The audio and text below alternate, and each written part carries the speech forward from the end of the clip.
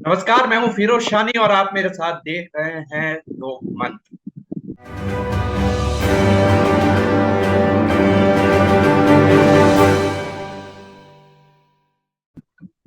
आज हम इस पर चर्चा करेंगे कि एनडीए इसकी, हालांकि उसके पास समर्थन है, बाहर से समर्थन लेके मोदी सरकार बनाएंगे या बना सकते हैं। जैसे कि चारों तरफ अटकलें हैं, खबरें भी हैं कि आज वो राष्ट्रपति के पास जाकर बहुमत का दावा करेंगे। आपको बता दें कि टीडीपी आंध्र प्रदेश में चंद्रबाबू नायडू की जो पार्टी है और नीतीश कुमार की पार्टी जो है जनता दल यूनाइटेड ने उन्हें समर्थन की चिट्ठी दे दी है। लेकिन चीजें इतनी आसान भी नहीं लग रही हैं, क्योंकि ये ऐसा पहली दफा है कि मोदी बाहर के समर्थन से या दूसरे पार्टियों के समर्थन से सरकार बनाएंगे। इस तरह से आप देखें तो इसके पहले 2014 2019 में बीजेपी के पास पूरा पूर्ण बहुमत था। लेकिन यह पहली दफा है कि उनको उतनी सीटें नहीं मिली जितनी कि उनके, जैसे वो दावा कर रहे थे कि अब की बार 400 पार, 405 की बात ही दूर है, 250 भी पार कर पाए वो। तो आज हम इसी विषय पर बात करेंगे, क्या क्या संभावना हो सकती है, टीडीपी क्या मांग रही है, जनता दल यूनाइटेड क्या मांग रहा है। इसी पे चर्चा के लिए आज हमारे साथ यूपी से जुड़ रहे हैं वरिष्ठ पत्रकार श्री राजेश यादव जी। राजेश यादव जी, नमस्कार। आपका हमारे इस प्रोग्राम में स्वागत है। और आपसे ही, चूंकि आज हम दोनों ही हैं, तो शुरुआती आपसे कर देते हैं कि आपको क्या लगता है पूरा ये जो परिदृश्य है, काफी इफ्स एंड बट्स हैं।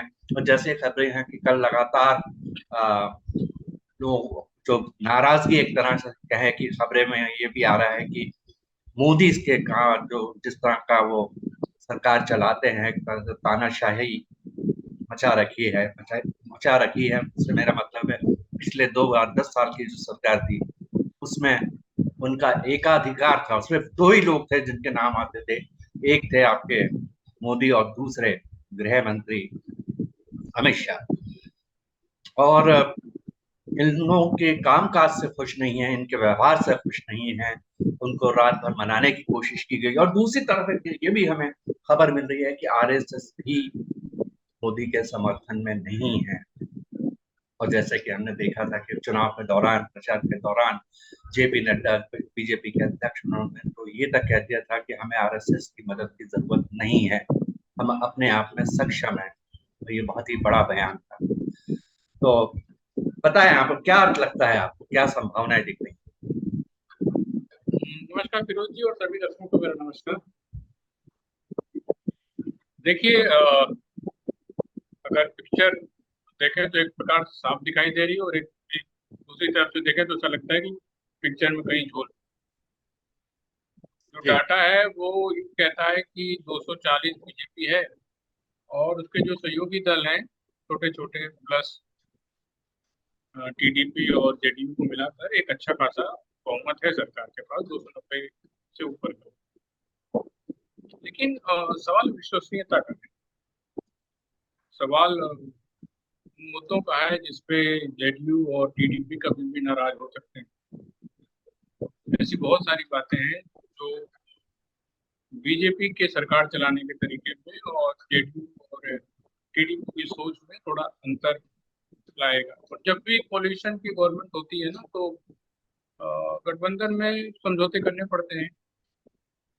अब ये मोदी साहब के लिए थोड़ा सा चैलेंज है कि किस तरह से अपने दोनों लोगों को जोड़कर ये सरकार आगे।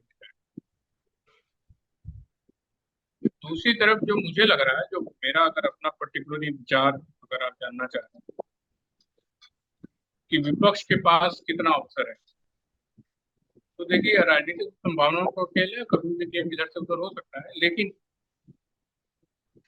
मुझे लगता है ना कि जब तक बीजेपी बहुमत नहीं साबित कर पाती तब तक ही विपक्ष के पास टाइम है।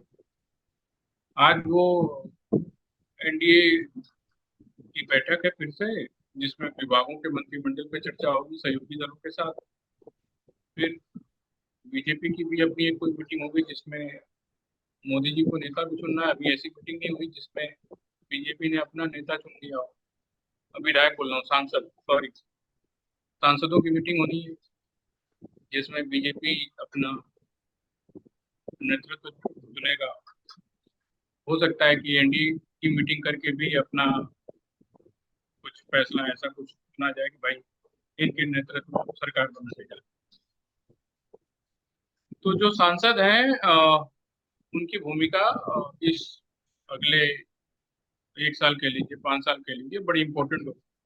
कोई एक भी है तो निर्दलीय भी है तो उसकी भी भूमिका अगले 5 साल तो बड़ी अच्छी रहेगी, जब तक कि कोई खुदा न खास्ता बीच में मध्यवादी चुनाव की संभावना आ जाए। इंडिया की संभावना पे बात करूं तो देखिए, बीजेपी को 32 चाहिए और इंडिया को उनसे ज्यादा चाहिए। मतलब इंडिया 232 पे है तो इंडिया को 40 चाहिए। तो बीजेपी अगर एक बार बहुमत किसी तरह साबित कर ले तो अगले 6 महीने के लिए तो वो भयमुक्त हो सकती है। और बीजेपी की जो कार्य प्रणाली रही है, बीजेपी के जो चाणक्य हैं उनकी जो कार्य प्रणाली रही है, वो जानते हैं कि सरकारों को बचाया कैसे जाता है और नंबर बढ़ाया कैसे जाता है। तो अगर मोदी जी एक बार गठबंधन करके किसी एनडीए के सहयोगियों के साथ बहुमत साबित कर लेते हैं तो हो सकता है कि अगले 6 महीने बाद बीजेपी अपने दम पे भी 272 की कोशिश कर सकती है। अब ये कैसी बात मैं बोल रहा हूँ जिसपे आप थोड़ा आश्चर्य करेंगे कि ये कैसे संभव होगा। विधानसभा में तो संभव हो जाता है कि चलो ठीक है, कुछ विधायकों का मामला रहता है, लेकिन यहाँ तो सांसद का मामला है। देखिए, बीजेपी अटल के दौर से निकली हुई बीजेपी और आज के दौर वाली बीजेपी में बड़ा अंतर है। जिसको साथ लिया उसको तोड़ने में गुरेज नहीं किया है। इसी एलजेपी जो 5 सांसद जीत के आए, इसी एलजेपी के 2 हिस्से किए थे, वो कहानी फिर से हो सकती है। भाई, चिराग पासवान आज मेरे साथ, आज बीजेपी के साथ हैं। आज बीजेपी को लग रहा है कि ये मेरे साथ है, बीजेपी को अंदर से डर रहेगा कि किसी भी दिन इन लोग को, चाहे जेडीयू हो, चाहे टीडीपी हो, चाहे एलजेपी हो, चाहे दूसरे छोटे दल, उनको अगर वहीं से बड़ा ऑफर मिल गया, कोई बड़ी पोस्ट का मिल गया, या किसी अन्य प्रकार का कुछ आया, या राज्यों में हालात ऐसे बदले, बिहार में चुनाव होना है, महाराष्ट्र में चुनाव होना है, तो ये कहीं भी जा सकते हैं। और चंद्रबाबू नायडू हालांकि रिलायबल नेता है बीजेपी के लिए, वो उस तरह से जल्दी नहीं पलटते हैं, बट फिर भी मतलब इस बात पे मामला अटक जाए कुछ कह नहीं सकते। तो बीजेपी कोशिश करेगी कि बिना टीडीपी के भी 272 तक पहुंचने का अगले 6 महीने या साल भर में कोशिश करे। शिंदे के साथ जो हैं, शिवसेना शिंदे के जो 7 एमपी हैं, बीजेपी की कोशिश होगी कि शिंदे को अब आगे फ्यूचर में, मतलब अभी तो नहीं, हो सकता है साल भर या चुनाव के बाद, जब महाराष्ट्र विधानसभा चुनाव, तो बीजेपी कहे कि हम आपको ही आगे बढ़ाएंगे लेकिन आप अब बीजेपी के साथ मिल जाइए। मैं एक कयास लगा रहा हूँ, ये कोई ऐसा नहीं है कि ऐसा होगा ही। देखिए, वो 7 में से अगर 6 भी या सातों के साथ शिंदे जी के साथ भी अगर बीजेपी में आ जाते हैं, मतलब बीजेपी में मर्ज हो जाते हैं, एलजेपी और बाकी जो छोटे दलों, जैसे कुछ ऐसे हैं जो निर्दलीय जो हैं, और कुछ छोटे दल जो हैं कि पार्टी वाले, इनको किसी तरह से बीजेपी अपने साथ मर्ज कर लेती है, तो वो जो संख्या है वो 262 264 तक पहुंच जाएगी। उसके बाद जो ये दल रहेंगे, जैसे नीतीश कुमार हुए या चंद्रबाबू नायडू हुए, इनकी बार्गेनिंग की क्षमता कम हो जाएगी। और ये बात नीतीश कुमार भी अच्छे से जानते होंगे कि बीजेपी 272 तक पहुंचने के लिए कुछ भी करेगी। आज नीतीश कुमार और चंद्रबाबू नायडू उनके लिए जरूरत है, लेकिन हो सकता है कि साल भर बाद नहीं, साल भर बाद बीजेपी हो सकता है कहीं से अपना व्यवस्था कर ले। एवं मैं ये भी हो सकता है कि इनमें के 8-10 सांसदों को इस्तीफा दिला दें, इंडिया का नंबर और कम हो जाए। मतलब 10 सांसद मान लीजिए इस्तीफा दे देते हैं और उनका इंडिया का नंबर 232 से 222 पे आ जाए, और इन 10 को राज्यसभा से भेजकर बीजेपी उनको संसद में ले आए और उनमें से किसी को मंत्री और किसी को कुछ बना दे, किसी को राज्यपाल ही बना दे, तो इंडिया की सरकार बनाने की संभावना बहुत दूर चली जाएगी। तो खेल बहुत सारे हैं, मतलब बीजेपी के पास संभावनाएं बहुत है। दूसरा प्लान भी हो सकता है, मान लीजिए जो मैं कह रहा हूँ ये संभव नहीं हुआ और अभी वर्तमान में अगर एनडीए और अरे पीडीपी और नीतीश किसी बात में मोदी के नाम पे तैयार नहीं होते, तो हो सकता है कि आरएसएस यहाँ पे भूमिका निभाए अपनी और शिवराज सिंह चौहान या फिर नितिन गडकरी का नाम आगे करवाए और इस शर्त पे नीतीश कुमार भी राजी हो जाएंगे और टीडीपी प्रमुख भी राजी हो जाएंगे। शिवराज सिंह चौहान लगभग उसी तरह का चेहरा होंगे जिस तरह से अटल बिहारी वाजपेयी थे। बढ़िया इंसान है, उन्होंने 18 साल तक बढ़िया शासन चलाया है, कोई ऐसा हिंदू मुस्लिम विवाद भी नहीं हुआ उनके कार्यकाल, और एक नेता को जैसा होना चाहिए कोलिशन सरकार चलाने के लिए उसमें वो फिट चेहरा है। तो हो सकता है प्लान बी के तहत शिवराज सिंह चौहान को वो आगे करें। शिवराज सिंह चौहान एक ऐसा चेहरा होंगे जिसको योगी जी का भी समर्थन मिल जाएगा, योगी भी विरोध नहीं करेंगे, नितिन गडकरी भी नहीं करेंगे। हाँ, इस बात के लिए मोदी और अमित शाह कितने तैयार हैं ये एक सोचने वाली बात होगी, क्योंकि इतनी जल्दी मोदी और अमित शाह सत्ता को अपने हाथों से दूर नहीं जाने देंगे और देखिए, ये मैं फिर से देखने लायक। आपके उसी कथन पे लौटता हूँ, सरकार बनाने की संभावना की तरफ। तो उसमें जो सबसे बड़ी जो खबर है, तो अफवाह भी आप कह सकते हैं, हो सकता है कि अटकलें हों, लेकिन वो कहते हैं ना कि अगर आग लगी है तो धुआं निकल रहा है, तो उसका मतलब कहीं ना कहीं तो आग लगी हुई है। तो जैसा ये सुनने में आ रहा है कि चंद्रा बाबू नायडू बड़े हार्ड बार्गेन करते हैं और आपके नीतीश बाबू जो हैं वो भी उसी तरह से हैं, और जो खबरें हैं उसके मुताबिक उनको गृह मंत्रालय चाहिए, उनको वित्त मंत्रालय चाहिए। ये दो इम्पोर्टेंट, और खबर ये भी है कि चंद्रा बाबू नायडू ने उनको स्पष्ट कर दिया है कि स्पीकर हमारा होगा। देखिए, जो होम मिनिस्ट्री में तमाम जितने भी इंटेलिजेंस आती हैं आपके, वो सब उसमें आ जाते हैं। और दूसरा ये है कि अगर वित्त मंत्रालय होता है तो आईटी, ईडी वो आ जाती है उनके पास। तो ये दोनों ये मंत्रालय मान के थोड़ा सेफ खेलना चाहते हैं, क्योंकि इनको भी कहीं ना कहीं अंदेशा है कि कल को हो सकता है कि इनका अगर मन बदले, तो अगर ये जो प्रमुख मंत्रालय हैं, अगर अमित शाह वापस उनको गृह मंत्रालय मिल जाता है, वित्त मंत्रालय भी बीजेपी को मिल जाता है, तो हो सकता है कि ईडी, सीबीआई, आईटी को लेकर वो इनको तंग करना शुरू करें। तो इसलिए ये भी थोड़ा सा सेफ खेलने की कोशिश कर रहे हैं, कम से कम ये चीज हमारे पास रहे, ताकि ये हमको दबा नहीं सके, इस तरह से कहीं प्रेशर हम पर नहीं डाल सके। तो ऐसे में आपको क्या लगता है कि ऐसा तो है नहीं कि कोई भी मामूली से मंत्रालय वो लेके वो गाड़ी आएंगे? ये भी नहीं है कि उनके पास 5-5 सीटें हैं इसलिए बात हो रही है, अच्छे खासे नंबर लेकर आ गए हैं। तो ऐसे में क्या बीजेपी इनकी बात को मान के गृह मंत्रालय और वित्त मंत्रालय इनको दे सकती है क्या? देखिए, जहां तक टीडीपी की बात है तो चंद्रबाबू नायडू जी के कुछ बड़े ऐसे उद्देश्य हैं जो उनको पूरा करना है।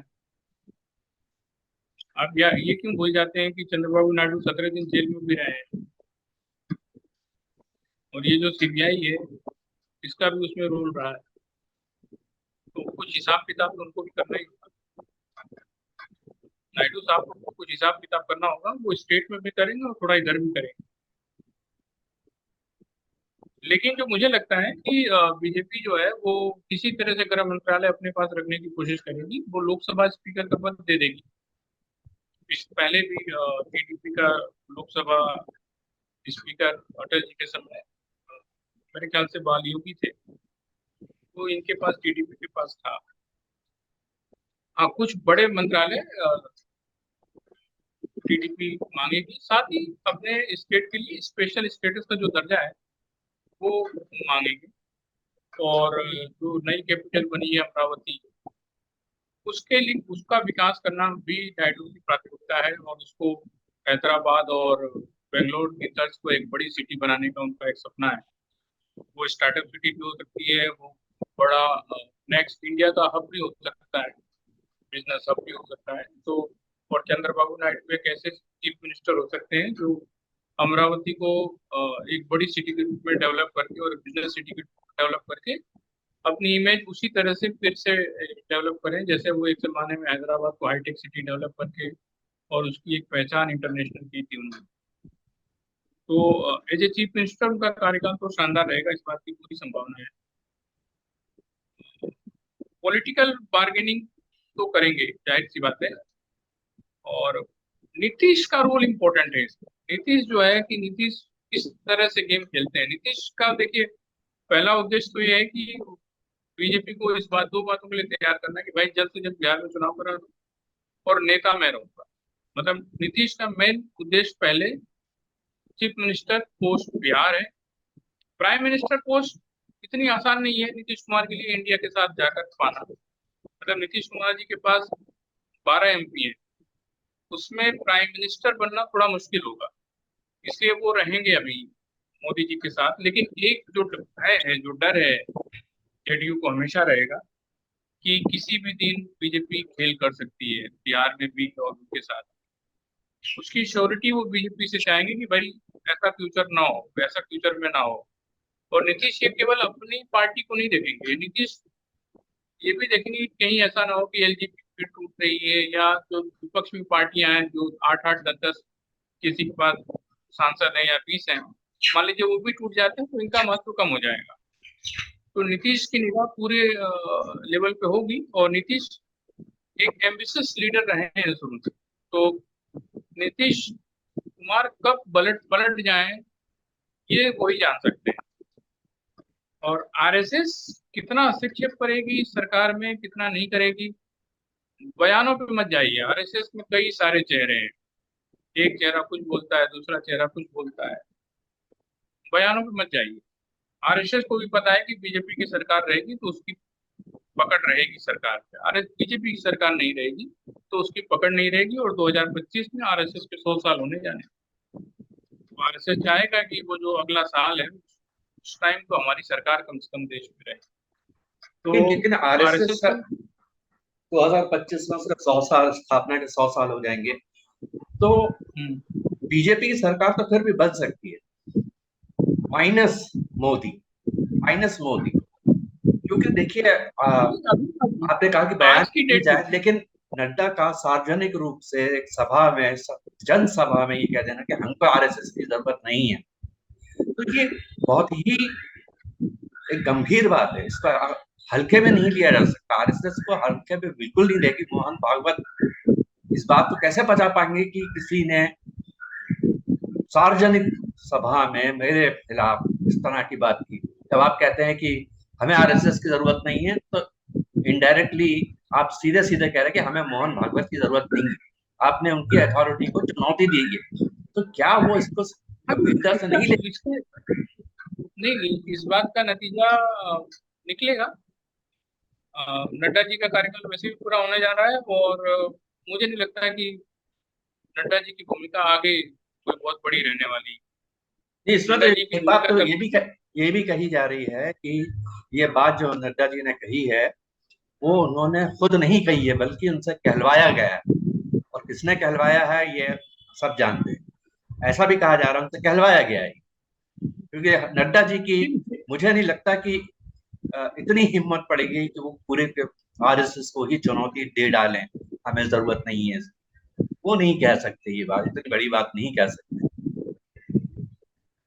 नहीं हो ऐसा सकता मेरा है मानना कि ऐसा हो सकता है कि उनका अपना बयान नहीं हो, लेकिन ये भी हो सकता है ना कि जिस तरह का माहौल बनाया गया था टीवी मीडिया का, प्लस अमित शाह और मोदी जी ने पूरा जो 400 का वो प्लान किया था, और जिस तरह से पूरा चल रहा था, उसको देख के हो सकता है उनको लगा होगा कि यार बीजेपी इतनी शक्तिशाली रह गई है कि अब उनको आरएसएस की जरूरत नहीं है प्लानिंग के लिए। लेकिन ये सच बात है कि बिना आरएसएस के बीजेपी नहीं चल सकती। वो संगठन उनके लिए जरूरी है, वो कैडर जरूरी है। और ये बात मोदी जी को भी पता है कि भाई आरएसएस क्या चीज है। तो वो जो बात वो खुद नहीं कह सकते, हो सकता है उन्होंने दूसरे से बुलवा दिया हो। राजनीति तो खेल है ना संभावनाओं का। अपने विरोधियों से निपटने के लिए आदमी अपनी पार्टी के अंदर भी बहुत कुछ करता है, कि उसी का एक हिस्सा है। दूसरा एक चीज देखिए कि राजनाथ सिंह का जो रोल है, इसको कहीं मीडिया में कोई बड़ी चर्चा नहीं हो रही, लेकिन मैं मुझे जो लगता है, राजनाथ सिंह बहुत माहिर खिलाड़ी हैं, और उनका जो रोल होगा वो बड़ा गजब का होगा इस गठबंधन सरकार में। किस रूप में होगा, कैसे होगा, ये तो राजनाथ सिंह ही तय करेंगे। देखिए, खबरें तो ये भी हैं कि जैसा आप सबने देखा कि राजनाथ सिंह को एक तरह से साइडलाइन ही कर रखा था, लेकिन आज जब क्राइसिस हो गई वहां पर, तो अब अमित शाह और मोदी ने मिलकर उनको अपने सामने खड़ा किया है। और खबरें ये भी हैं कि ये जिम्मेदारी उनको सौंपी है कि वो नाराज एमपीज को वो मनाएं। ये जिम्मेदारी उनको सौंपी है और वो उन लोग से मिल भी रहे हैं। और दूसरी तरफ एक ये भी खबर आ रही है कि आरएसएस ने कहा है कि पार्लियामेंट्री बोर्ड की मीटिंग में खुल के बोले आप लोग, ऐसा संदेश दिया है। इस तरह की खबरें हैं कि आप खुल के बोलिए। तो ये खुल के बोलने वाली बात जो है, इससे एक लगता है कि खुल के बोलने का मतलब क्या हुआ कि आप विरोध करेंगे, किसी न किसी चीज का अच्छे से विरोध करेंगे। दूसरी बात ये कि हम देख रहे हैं कि जिस तरह से बनारस में मोदी जी 1.5 लाख वोट से जीते, करीब 1 घंटे तक तो ट्रेल भी कर रहे थे, तो ऐसे में वो खुद ही बैकफुट पर आ गए। पिछले चुनाव उन्होंने मेरे ख्याल से 4 लाख से ज्यादा वोटों से जीता था। तो ऐसे में ऐसा नहीं कह सकते कि उनकी स्थिति बड़ी स्ट्रांग है। अगर उनसे यही सवाल पूछ लिया जाए कि आपने तमाम ताम झाम सब कुछ कर लिया, इतनी सभाएं कर ली, रोड शो किए, सब कुछ किया, इसके बाद भी आप मात्र 1.5 लाख वोट से आप वहां पर जीते। कि प्रैक्टिकली देखिए तो सरकार बनाने के करीब है मोदी जी, और प्राइम मिनिस्टर बनने जा रहे हैं। अगर प्रैक्टिकली आप देखिए तो जो नंबर है, और जो नीतीश कुमार की अप्रोच है, या जो जेडीयू का टीडीपी की अप्रोच है, वो इस सरकार को अभी खतरा नहीं दे रहे। तो प्रैक्टिकली देखें तो मोदी जी सरकार बनाने जा रहे हैं। वो 2-4 दिन के अंदर प्राइम मिनिस्टर के रूप में शपथ ले लेंगे। सवाल इस बात का नहीं, सवाल इस बात का कि शपथ लेने के बाद जो अगले 14-15 दिन होंगे, जो बहुमत साबित करना है, उसमें इंडिया क्या खेल करता है। खेल वहां होना है ये तो इंडिया को भी पता है कि मोदी जी प्राइम मिनिस्टर बनने जा रहे हैं। लेकिन सवाल है कि आपको जो 15 दिन का टाइम मिलेगा, इसमें आपको बहुमत साबित करना है, क्या आप उसमें कर पाते हैं। अच्छा, खेल अगर इधर से हो रहा है, खेल अगर इधर से हो रहा है, तो उधर भी कुछ तगड़े खिलाड़ी हैं। पवार साहब को आप कमजोर मत समझिए। इस बीजेपी के 240 सांसद जो जीते हैं, इसमें कितने पूर्व कांग्रेसी हैं अभी मैंने उसकी गणना नहीं की है, लेकिन वो अच्छे खासे उसमें से लोग हैं जो कभी कांग्रेस में रहे हैं। उसमें से अगर 10-20 भी इस्तीफा दे देते हैं, तो बीजेपी का खेल खराब हो जाए। आप ऐसी कोई गणित संभावना काम देखते नहीं है हैं? भाई साहब, मैं बता आप रहा ऐसी हूँ। संभावना देखते हैं क्या? राजनीति संभावनाओं को खेल है, और कब किसकी आत्मा जाग जाए कोई नहीं जानता। चलिए, अगर जिन हम लोगों को आपने डाला। इसको हम दूसरे रूप में देखते हैं, ये जो आपने पॉइंट उठाया कि काफी कांग्रेसी भी हो सकता है उनकी आत्मा जाग जाए और वापस वो अपने घर आ जाए, घर वापसी से मेरा मतलब अब दोबारा कांग्रेस में चले जाएं। उधर ये भी हो सकता है कि जो खबरें वहां पर ये भी आ रही हैं कि जो शिंदे की जो शिवसेना के 7 सांसद हैं, उनको भी उद्धव ठाकरे तोड़ने की कोशिश कर रहे हैं। ये भी खबरें हैं। बहरहाल, जो चुनाव का नतीजा आया, जाहिर है सब लोग चौंक गए। और इंडिया गठबंधन जो है, इंडिया ब्लॉक जो है, उसमें तो खैर खुशी की लहर ही है। एक तरह से उनकी नैतिक जीत हुई है। भले ही वो नंबर पे पीछे रहे हैं अभी थोड़े, लेकिन नैतिक जीत हुई है। आपने देखा हो कि किस तरह से दो मुख्यमंत्री जेल पे थे, है अभी भी है, वो जेल में ही है, उनके बिना चुनाव लड़ा गया। संसाधनों की कमी, कांग्रेस के अकाउंट के बैंक अकाउंट फ्रीज कर दिए गए, और इस तरह से बहुत ही सीमित साधनों में उन्होंने चुनाव लड़ा। तो आप इंडिया गठबंधन की इस जीत को, और खासकर कांग्रेस को, किस रूप में देखते हैं? देखिए, इंडिया गठबंधन ने तो ठीक ठाक प्रदर्शन किया है। मतलब उत्तर प्रदेश में तो कमाल ही हो गया है। राजस्थान में कांग्रेस ठीक रही है, लेकिन कांग्रेस कुछ ऐसे स्टेट हैं जहाँ पे लगभग खत्म सी हो गई। मध्य प्रदेश में कांग्रेस को नए सिरे से इनको शुरू करना पड़े। मतलब मध्य प्रदेश बीजेपी का नया गुजरात है। सारी की सारी सीटें आप हार जा रहे हो, और ये बताता है कि वहां पे कांग्रेस को पूरी सर्जरी करनी पड़ेगी। सर्जरी भी नहीं कह लीजिए, कि नया पौधा रोपना होगा पूरा। और इसमें बेहतर होगा कि राहुल गांधी या प्रियंका गांधी या इनके जो कुछ और बड़े रणनीतिकार हैं, मध्य प्रदेश को टाइम दें बढ़िया। और वो टाइम इसलिए नहीं कि बीजेपी को घेरना है, आपको पहले वहां एक साल पार्टी स्ट्रक्चर खड़ा करिए। हाँ, वहां तो देखिए, आप कांग्रेस के जो दो सबसे बड़े चेहरे हैं, एक कमलनाथ हैं, जो अपनी सीट छिंदवाड़ा से ही खो दी उन्होंने, उनके बेटे लड़ रहे थे, वो नहीं बचा पाए। दूसरी तरफ दिग्विजय सिंह तो खुद भी हार गए।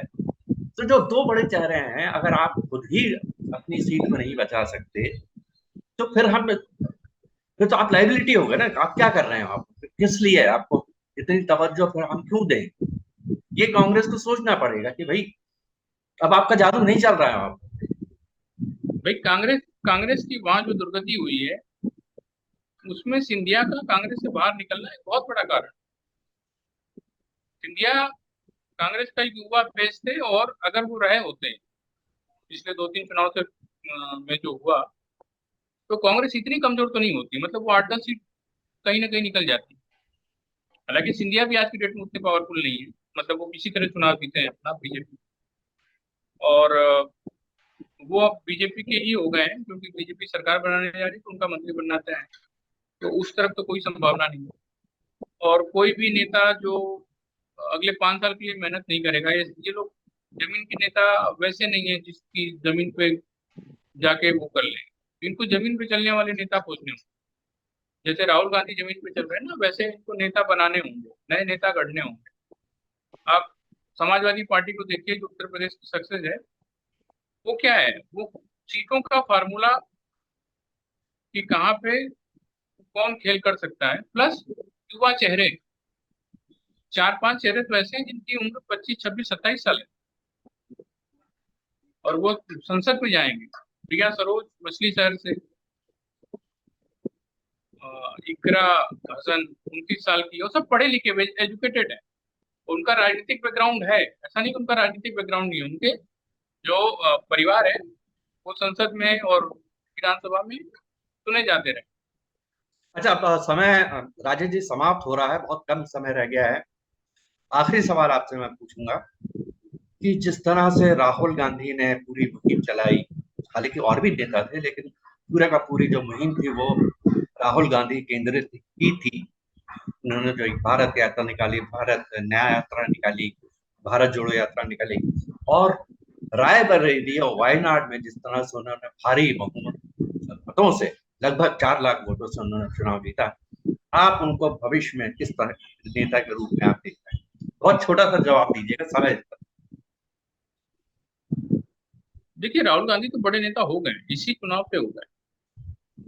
उन्होंने कांग्रेस को एक नया रास्ता दे दिया है, और उनका भविष्य शानदार है। इसमें कोई मतलब शंका वाली बात ही नहीं है।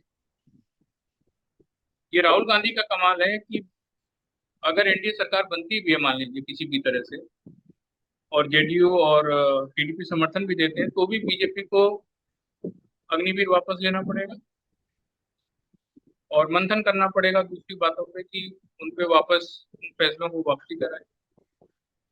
संविधान पे घेर दिया है, संविधान पे अब ज्यादा बीजेपी हल्ला नहीं मचा सकती। यूसीसी पे बीजेपी को पीछे जाना होगा, क्योंकि बगल में आपके टीडीपी और जेडीयू है। तो आप उस तरह का शोर नहीं कह सकते हो जिस तरह का शोर ठीक ठीक है हिंदू राजेश जी, कम्युनिटी आपसे का। आपका बहुत बहुत धन्यवाद, जो आपने समय निकाल के इस विषय पर चर्चा की। तो आज लोकमंत्र में हमने चर्चा की कि एनडीए की सरकार जो शायद आज वो दें, राष्ट्रपति से मिले, और सरकार बनाने का दावा करें। तो लोकतंत्र में आज के लिए बस इतना ही। अगली बार हम फिर एक नए विषय के साथ आएँगे। आप हमारा चैनल देखते रहिए, इसे लाइक कीजिए, सब्सक्राइब कीजिए। धन्यवाद।